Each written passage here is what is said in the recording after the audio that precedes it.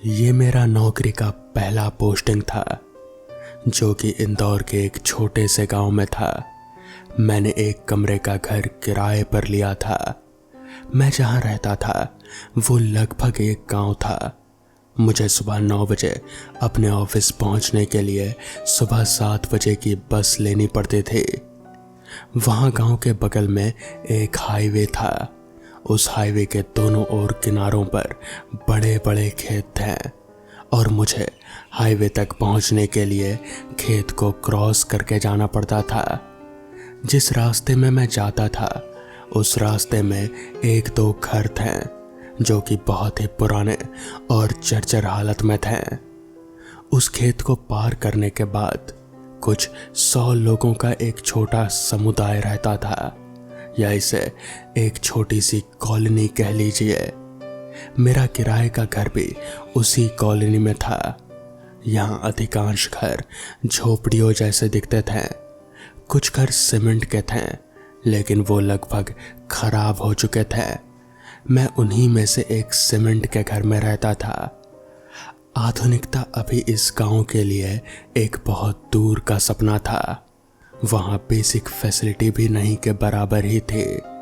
सुबह 6 बजे उठकर 8:30 बजे तक तैयार होकर मैं बस स्टॉप तक पहुंचने के लिए, जो कि हाईवे पर था, लगभग नेक्स्ट 30 मिनट तक खेत में चलता था।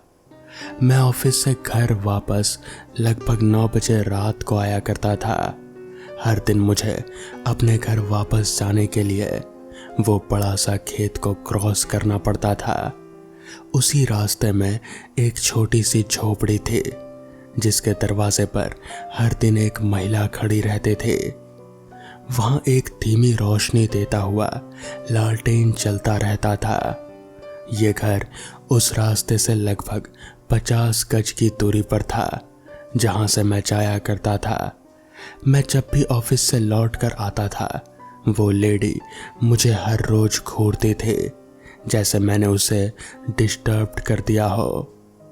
पहले कुछ दिन तो मैंने उसे नोटिस नहीं किया, लेकिन कुछ दिनों के बाद जब मेरी नज़र उधर गई तो मैंने उसे देखा, और ऐसा एक दिन भी नहीं हुआ कि उसने मुझे नहीं घूरा हो। उसकी उम्र लगभग 30 के आसपास की होगी और मैं 21 साल का था, इसलिए मेरे लिए थोड़ा असहज था। 15वें दिन जब मैं लौट रहा था तो मैंने उसे अपने रास्ते में खड़ा पाया। मैं चौंक गया, क्योंकि ये एकमात्र चलने वाला रास्ता था। मेरे पास उसको क्रॉस करके जाने के अलावा और कोई चारा नहीं था। मैंने अपने सिर को नीचे झुका लिया और अपने चलने की रफ्तार बढ़ा ली और पहले से तेज चलने लगा। मैं उसे क्रॉस करके थोड़ा ही आगे बढ़ा था कि तभी अचानक उसने कहा, जरा रुकिएगा। मैं रुक गया। वो क्या आप मेरे पिताजी को ये दे सकते हैं? उसने मुझे एक छोटा सा प्लास्टिक बैग दिया। लेकिन मैं तुम्हारे पिताजी को नहीं जानता। क्या आप बरगद के पेड़ के पीछे वाले घर में नहीं रहते जिसकी एक खिड़की टूटी हुई है? हाँ, मैं वहीं रहता हूँ, लेकिन आप कैसे जानते हैं? मैं कैसे नहीं जानूंगी, मेरे पिताजी ने मुझे बताया है। अच्छा, ये सब छोड़िए, बस ये अचार ले लीजिए और आज रात के खाने में इसे मेरे पिताजी को दे दीजिएगा। उन्होंने मुझे बताया था कि कल रात का खाना उनको बिल्कुल भी पसंद नहीं आया। ये क्या बात कर रही हैं आप? मैं आपके पिताजी को नहीं जानता और मैं अकेला रहता हूँ। कल रात खाने पर मैंने किसी भी आदमी को बुलाया नहीं था, आपके पिताजी को भी नहीं। क्या सच में? तो जरा मुझे बताइए कि मुझे कैसे पता चला कि कल रात के खाने में आपने 3 चपाती, मसूर और गर्म बीटरूट का एक कप सूप लिया था। ये सुनकर मेरा पूरा शरीर सुन्न हो गया, क्योंकि मैंने कल रात वही सब खाया था। मैं नहीं जानता कि आपको ये सब किसने बताया, लेकिन मैं जल्दबाजी में हूँ, मुझे जाना होगा। ये कहकर जितना जल्दी हो सके मैं वहाँ से चलने लगा और उसका अचार लिए बिना ही वहां से चल पड़ा। जैसे ही मैं अपने घर पहुंचा, एक बुजुर्ग आदमी की आवाज आई, "आह, तुम आखिरकार आ ही गए। आज इतनी देर क्यों हुई?" घर का दरवाजा बंद नहीं था और घर के मेन गेट पर खड़े 70 साल के आदमी ने मुझसे ये सवाल किया। मैं जितना जोर हो सका उतनी जोर से चिल्लाया, "तुम कौन हो और मेरी इजाजत के बिना मेरे घर में कैसे आए?" मेरे खतरनाक आवाज को सुनकर वो थोड़ा सहम गया, लेकिन वो शांति से मुझसे बोला, "बेटा, तुम ठीक तो हो?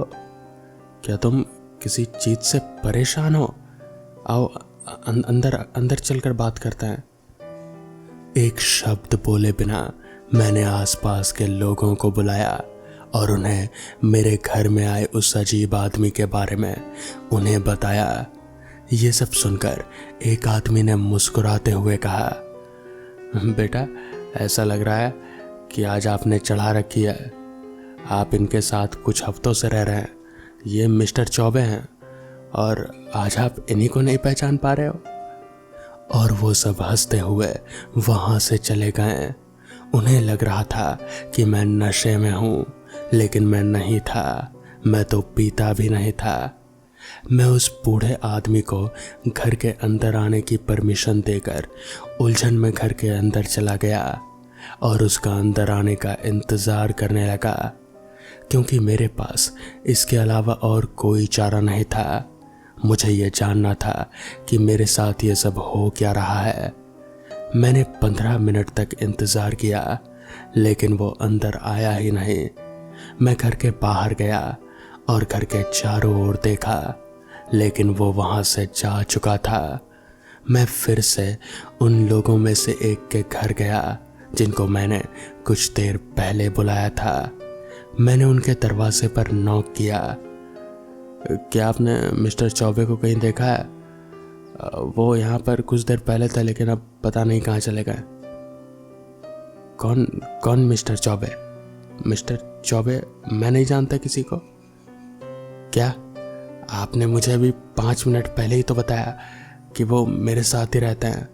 वही मिस्टर चौबे जिनके साथ मैं रहता हूँ?" मुझे नहीं पता कि आप किस बारे में बात कर रहे हैं। मैं पहली बार आज आपको देख रहा हूँ। मैं तो आपको पहचानता भी नहीं हूँ। आप ठीक तो है ना?" मैं उलझन में था। मेरे साथ जो भी हो रहा था मैं उसे बिल्कुल भी नहीं समझ पा रहा था। क्या मैं कोई सपना देख रहा हूँ? मैंने खुद से सवाल किया, लेकिन ये नहीं हो सकता। मैं अपने पूरे जिंदगी में कभी भी ऐसी समस्याओं में नहीं रहा हूँ। ये बहुत ही परेशान करने वाला सिचुएशन था। मैं ये सोचते हुए अपने कमरे में वापस लौट आया। बहुत थके और परेशान होने की वजह से मैं कुछ भी खाए बिना ही सीधे सो गया। अगली सुबह मैं उठा और तैयार होने के बाद मैंने एक नज़दीकी आदमी से पूछा, "क्या आप उस महिला के बारे में जानते हैं जो खेत के बीच में बनी झोपड़ी में रहती है?" "नहीं सर, मैं नहीं जानता हूँ।" "पक्का आप नहीं जानते हैं?" "मैं यहाँ बचपन से रह रहा हूँ और वो झोपड़ी तब से खाली है। उस झोपड़ी में मैंने पहले कभी किसी को भी नहीं देखा जिसके बारे में आप बात कर रहे हैं। वो तो यूं ही खाली पड़ी रहती है, लेकिन आप उसके बारे में क्या पूछ रहे हैं?" एक और शब्द कहे बिना मैंने अपनी सारी चीज़ों को पैक किया। घर के मालिक को सूचना दी कि मैं घर खाली कर रहा हूँ। उसके 1 महीने का किराया दिया और घर गांव छोड़कर वहां से दूर चला गया। मैं वहां लगभग 2 सप्ताह तक रहा और मेरा दिमाग बहुत ही चीज़ों से धोखा खाया हुआ था। उस घटना के बाद मैंने कुछ साइकाइट्रिस्ट से भी परामर्श लिया, क्योंकि मुझे ऐसा लग रहा था कि मैं अपना मानसिक संतुलन खो रहा हूँ। लेकिन रिपोर्ट सामान्य थी। 2 साल बाद मैं आज भी ये समझने में सक्षम नहीं हूँ कि वास्तव में मेरे साथ वो सब हुआ क्या था। तो दोस्तों, ये थी आज की पहली कहानी, तो चलिए बढ़ते हैं आज की दूसरी कहानी की ओर। America, Los Angeles. एक रात बाहर बारिश कहर ढा रहे थे। बारिश इतनी तेज थी कि हाथ को हाथ भी ना सूझे। नीना इस तेज बारिश में अपने ऑफिस से घर को चली थी।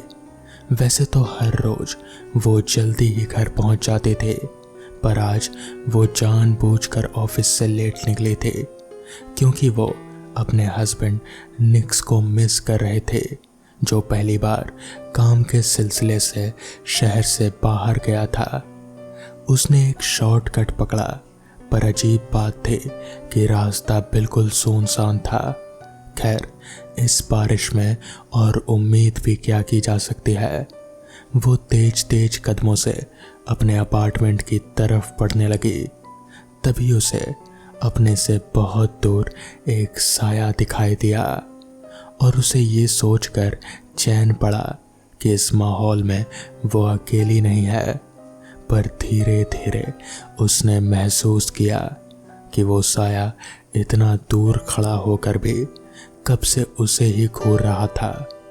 इतनी रात गए यूं किसी का घूरना, ये सोचकर ही नीना के शरीर में सिहरन दौड़ गई। उसने अपनी गति तेज कर दी और जब नजर उठाकर देखा तो अब वहां कोई नहीं था, पर वो अपने अपार्टमेंट के सामने थे। उसने जल्दी से दरवाजा खोला और अंदर घुस गई, पर आज ये खाली घर भी उसे खल रहा था। शादी के बाद पहली बार निक्स शहर से इतनी दूर गया हुआ था।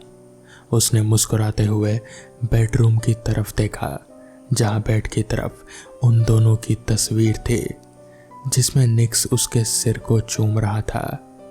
नीना फ्रेश होने के लिए बाथरूम में चली गई और उन दोनों की तस्वीर पर एक साया पड़ा। नीना जब सिर पोंछते हुए बाहर आई, तभी उसके सामने वो तस्वीर जोर से गिरी और उस पर दरारें आ गई। उसने जल्दी से तस्वीर को उठाया और कोई हादसा समझकर उसे वापस टेबल पर रख दिया। वो आईने के सामने आई और बाथरोब की डीप नेक से झांकते हुए उसे कुछ जख्म घूरने लगे जो उसके सीने पर उभर आए थे। साफ लग रहा था जैसे किसी ने जोर से खरोचा हो। नीना का ध्यान तभी उसके पीछे गया और दो लाल आंखें उसे घूरती हुई दिखी। उन आंखों ने जैसे लावा टपक रहा था। नीना ने जल्दी से पीछे की तरफ देखा, पर वहां साए साए करती हवा के अलावा और कुछ नहीं था। बस हवा से पर्दे उड़ रहे थे। नीना ने डाइनिंग टेबल पर प्लेट और चम्मच घुमाते हुए नाश्ता किया और निक्स के कॉल का वेट करने लगी। पर जब काफ़ी देर तक कॉल नहीं आया तो वो उठकर बेड पर चली आई और वो फ़ोन भी नहीं कर सकते थे क्योंकि शायद वो किसी मीटिंग में भी हो सकता था। आधी रात गए उसका फ़ोन बजा और आदतन नीना बड़बड़ाई, निक्स फ़ोन उठाओ। पर निक्स तो वहाँ था ही नहीं। जब काफ़ी देर तक कोई रिस्पॉन्स नहीं मिला तो वो उठी और निक्स की साइड से फ़ोन उठाने लगी, पर उस तरफ कोई लेटा हुआ था। नीना नींद में भूल चुकी थी कि आज निक्स उसके साथ नहीं है, फिर उसके पास कौन लेटा है। नीना ने कॉल रिसीव किया। ये निक्स था जिसने प्यारी सी मुस्कान के साथ नीना को हेलो कहा, पर नीना ने कोई जवाब नहीं दिया। उसकी सांसें तो अटक पड़ी थी। वो तो इस ख्याल से सिहर उठे कि कोई उसके बगल में सो रहा है, वो भी तब जब वो अकेली है। उसकी हिम्मत नहीं हुई कि वो मुड़कर एक बार देख ले कि कौन सो रहा है। तभी निक्स बोला, नीना क्या हुआ, तुम्हारी तबीयत तो ठीक है? नीना के मुंह से मुश्किल से बोल फूटे, तुम जल्दी से यहाँ आ जाओ निक्स, मुझे कुछ ठीक नहीं लग रहा, प्लीज। इस पर निक्स बोला, ओके मैं आ रहा हूँ। इतना कहते ही नीना ने फोन रखा और धीरे धीरे उस तरफ मुड़ी और उसकी दाईं तरफ लगी ड्रेसिंग टेबल का नज़ारा देखकर उसे लगा कि अभी उसका दिल सीना फाड़ कर बाहर निकल आएगा। निक्स की जगह रजाई में कोई सोया हुआ था। उसकी लाल आंखें चमक रहे थे और उसके चेहरे पर एक शैतानी मुस्कान थी। नीना का दिमाग ब्लैंक हो चुका था। उसे चिल्लाना भी नहीं सूझा और चिल्लाती तो भी कौन ही आता।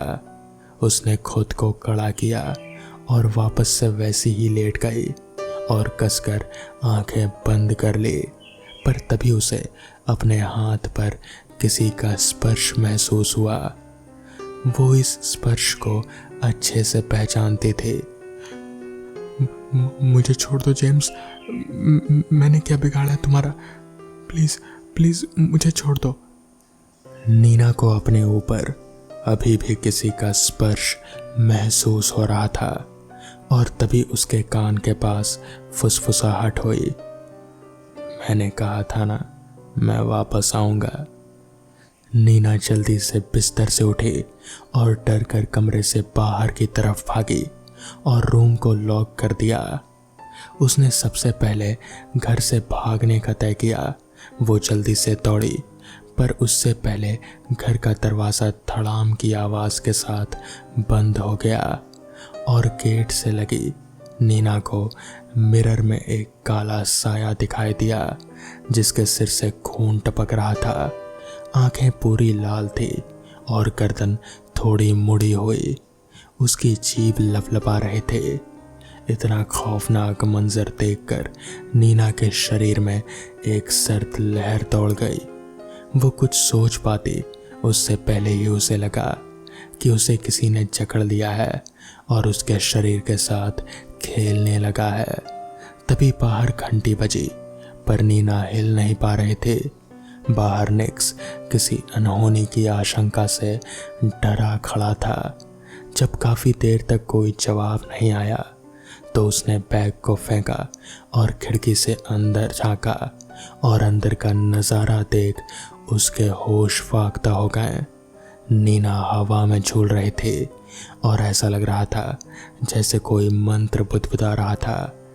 निक्स खिड़की के ग्लास को जोर जोर से पीटता रहा, पर किसी ने उसकी एक ना सुनी। निक्स को अपनी मजबूरी पर गुस्सा और रोना दोनों आ रहा था। वो एक बार फिर से नीना को एक शैतानी रूह से नहीं बचा पा रहा था। नीना अब बिल्कुल बेहोश सी लेटी हुई थी। उसकी आंखों की एक कोर से आंसू टपक गया और तभी जोर से खिड़की का कांच टूटा और सारी क्रियाएं रुक गई। ऐसा लगा जैसे किसी ने उस काले साए को खींचकर उस कमरे के अंदर घुस गया और एक पल के लिए एकदम से शांति हो गई और तभी भयानक चीखें सुनाई देने लगी।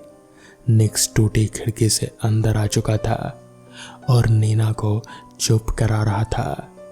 चीखें इतनी तेज और भयानक थी कि दोनों की रूह तक कांप गई और फिर अचानक से कमरे का दरवाज़ा खुला। बाथरूम से टप टप की आवाज़ आ रहे थे, जैसे किसी ने नल का इस्तेमाल किया हो। दोनों डरते डरते अंदर गए और वहाँ का हाल देखा तो नीना ने निक्स को कसकर गले लगा लिया। वहाँ का नज़ारा बिल्कुल वैसा ही था जैसा कि निक्स और नीना ने आज से लगभग 1 साल पहले देखा था। वो हैलोवीन की रात थी। सारा शहर इस रात को मना रहा था और एक पार्टी इस शहर के बीच चल रहे थे। सब डरावने कॉस्ट्यूम पहनकर चल रहे थे। नीना शांति से रेड वाइन का ग्लास लिए बैठी थी। वो चुपचाप बस वाइन पी रहे थे। उसने देखा कि निक्स के चेहरे पर खुशी थी इस पार्टी को देखकर और वो भी मुस्कुराती। वो बाथरूम के लिए उठी और जैसे ही बाथरूम में घुसी उसने देखा कि वहाँ पर जेम्स और एक लड़की खड़ी थी। जेम्स उस लड़की के साथ जबरदस्ती करने की कोशिश कर रहा था। अचानक उसे ऐसा करता देख नीना का चेहरा गुस्से से भर गया और उसने जेम्स को उस लड़की से अलग कर जोरदार चांटा उसके गाल पर रख दिया। वो लड़की सही हुई तभी जेम्स ने एक टूटे नल को उठाया और नीना पर वार करता उससे पहले ही वो लड़की उसके सामने आ गई और नीना ने देखा कि उसके सर से खून की एक धारा फूट रही थी और देखते ही देखते उसका मृत शरीर फर्श पर गिर पड़ा। जेम्स भागने को हुआ पर नीना ने बाथरूम का दरवाज़ा बंद कर दिया। उसकी आंखों में अंगारे धधक रहे थे। उसने उसी नल को उठाया और गुस्से में जेम्स के सिर पर दे मारा। जेम्स उससे अपनी जान की भीख मांगता रहा पर नीना की आंखों में अब सिर्फ गुस्सा था।